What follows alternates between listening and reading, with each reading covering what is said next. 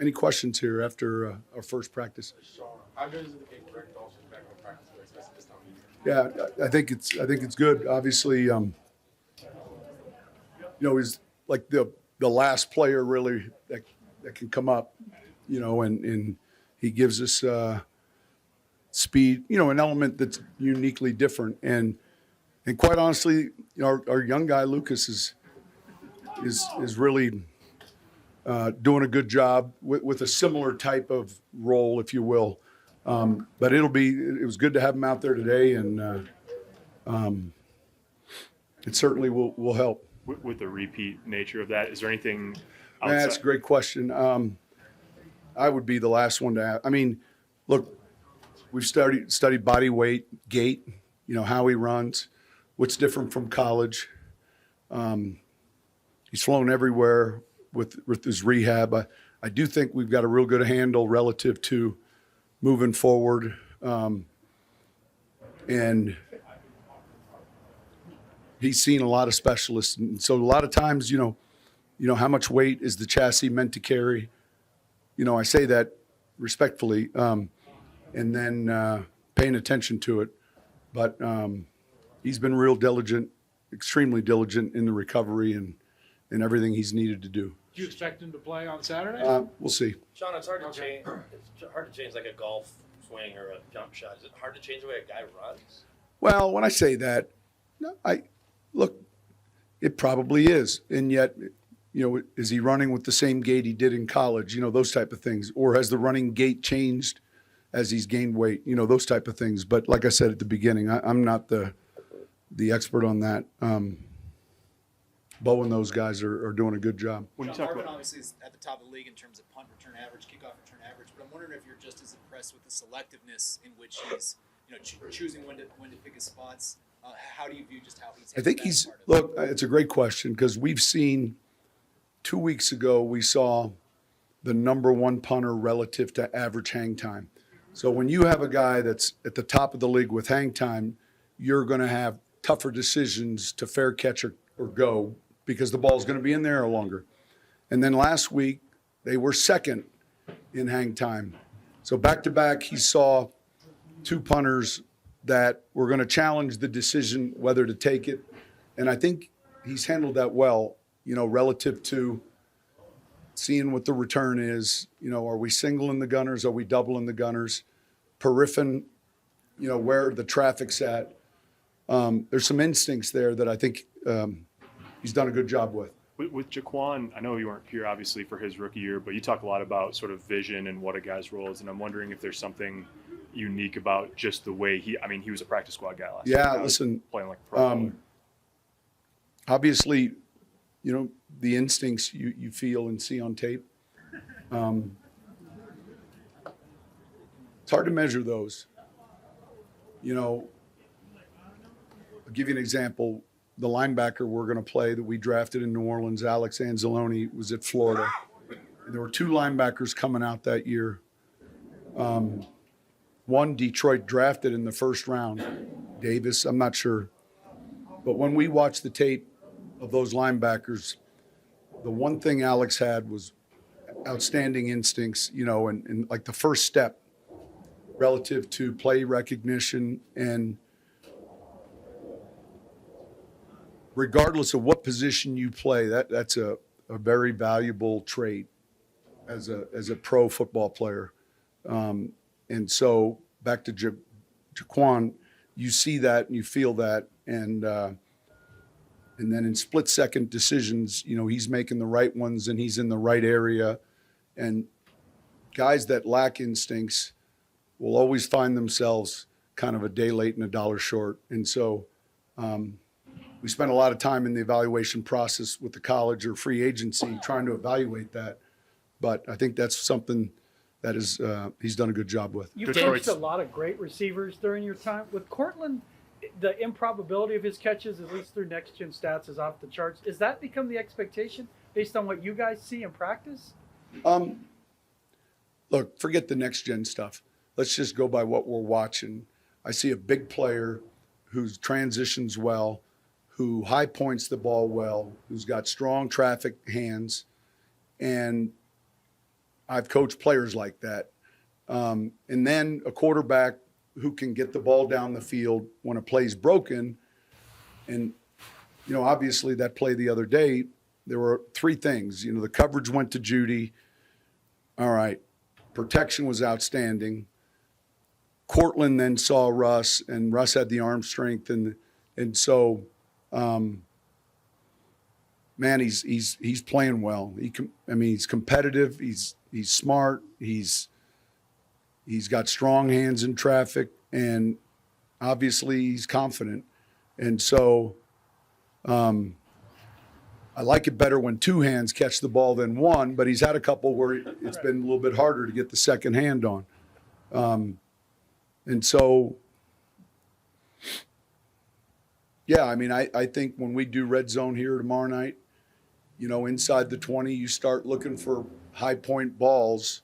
We had a play in last week's game trying to, you know, the nickel is someone we're familiar with who's a good player and a great kid, and not a kid, but, you know, we were trying to find a way to get Sutton on Bassey with just, and so I don't know if next gen measures that, but those are the type matchups that you look to take advantage of, and then the odds creep in your favor. Their run game with Gibbs and Montgomery is right up there with anybody in the league. So we followed, just so happens that it seems like we played a lot of opponents after they played them. And I can't go through them all, but I'll bet there's 5 different games where Detroit's been on the cut-ups.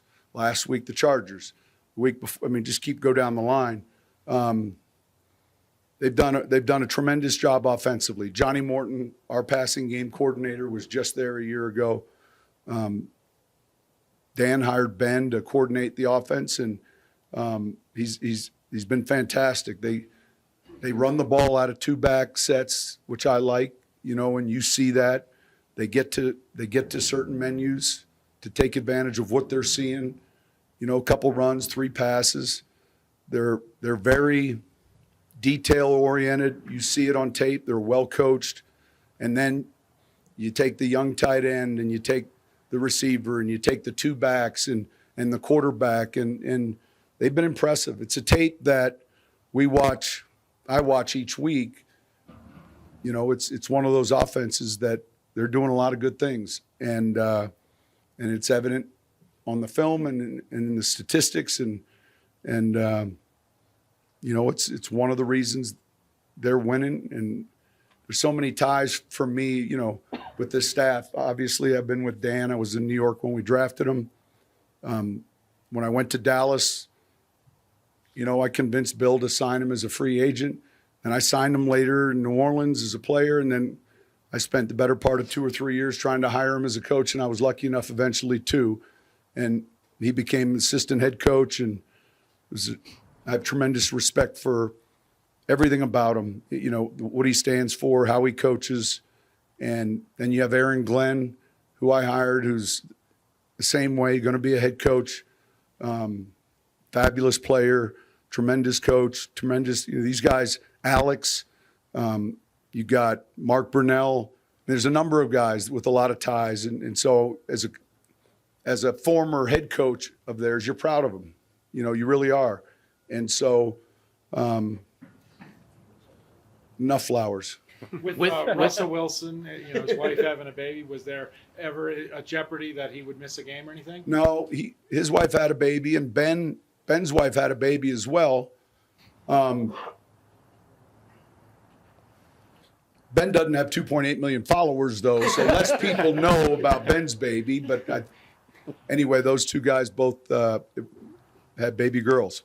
So When it comes to Dan, he preaches physicality. Do you see that show up on tape? absolutely, I see a team that reflects their head coach. Absolutely, man, they're physical in the running game. They've got a young, talented offensive line. How they play defensively, absolutely. And look, we're in a passion business, and Bill, you talk to me all the time. We're looking for passion people, and he epitomizes that. I'm talking about Dan. And so he's passionate. about everything he does. I mean, we sat in, I can't tell you how many hours we sat in offensive meetings till 2 a.m, and he was a part of all of it. And extremely, extremely good worker, and someone, like I said, for the better part of I think it was 2000 draft. You know, we're 2023. I can't think of how many years we were together, but a lot of them. And then there were a few years where he was in Miami, where he was playing somewhere else. But for the better part of my NFL career, he's been a guy that, fortunately for me, I've been on the same team with. Sean, when you were studying Zach Allen's film, how much of it was his ability to have this kind of endurance late in games where it seems like it's a great trait. And again, I've used this comparison. They're different players, different positions, but Cam Jordan in New Orleans was that guy who could play 58 like it was play 4. Their stamina, their cardio, they're strong. It's hard to be small, period, and play 60 plays an hour. So the bigger guys generally, don't require the same amount of energy as the smaller players. And so he's got size and strength and all of those things, but it's a good trait you're referencing. Sean, back to Aaron Glenn, what are just the properties of his defense? So there's a lot of what we did in New Orleans, and then he's put his own twist on a number of things. They're going to play man-to-man coverage. We're going to do third down tonight. They do a good job mixing up the zone pressures. He's done a great job of taking his talent and then putting together the defense that fits it. They've had some injuries. Chauncey's out now, so they're playing the rookie from Alabama, Branch, at nickel, and they give you pressure looks that are challenging. A lot of single safety zone, but man-to-man, they'll play some 2-deep shell. But it's not just the scheme, it's how they play. They play hard, and that's how Aaron was. I mean, Aaron played 15, 16 years in the league, and in order to do that, he was something. When you had your introductory press conference, you had your pocket square pointing up as an example of details matter. Do details matter more in December, or is it a byproduct of how It never stopped mattering. We had those little gold lines on the field. You guys see them? Yep. So, look, there's one play in the Charger game that I think scores a touchdown if our split was 2 yards tighter. And so there's an alley, there's -2, there's +2, there's 7 splits. And I felt like, man, did we not do a good enough job of, that little alignment? And so those splits on the field will allow them to see they constantly matter. And they keep you up at night, if we covered everything. And then when they matter in a positive way and you have success, you recognize it and you're glad you covered it. And so I think it's the essence of what we do. Sean, you've won 6 of your last 7. Do you still feel like there's a pretty high ceiling for this team, still the work underneath? Look, it's hard. It's week to week. I think we're still improving. I think we're still improving. I don't think there's this is the plateau we're at. I mean, I think, we've got to win these work days. We've got to win today and tomorrow. And knowing that this last quarter pole, there's a lot at stake. And so, here's a Saturday night game. And we're in the entertainment business, and if you're playing well, you're going to find yourself on Monday nights and Sunday nights and Thursday nights. And if you're not, you're going to be at 2:25 Denver time or 12 noon, on the East Coast. And so the recovery, the rest, all of those things are important in this stretch. But I do think that, when you put the tape on, you're searching still for that Shangri-La game, if you will.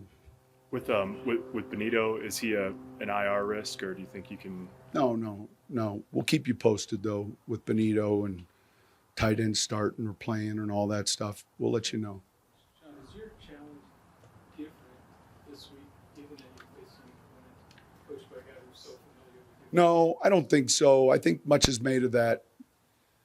Think about the tape. Like, I'm going to look at third down tonight, and we'll probably look at every game last year, every game this year. And so now I know Aaron very well. And so I don't think so. I know this. I know Dan, is someone will have his team ready. They'll be aggressive. They're a special teams unit, lead the league in fakes over the last however many years. And so Dan kind of saw that from us, I think, and I learned it from Bill. And so, but I think, man, there's all the films out there, relative to 2 years of their offense and 2 years of their defense. And we've got now a full season ourselves offensively and defensively. I don't think that plays any part really. There's a lot of respect, but I think, I think that would be it. All right. Thank you guys.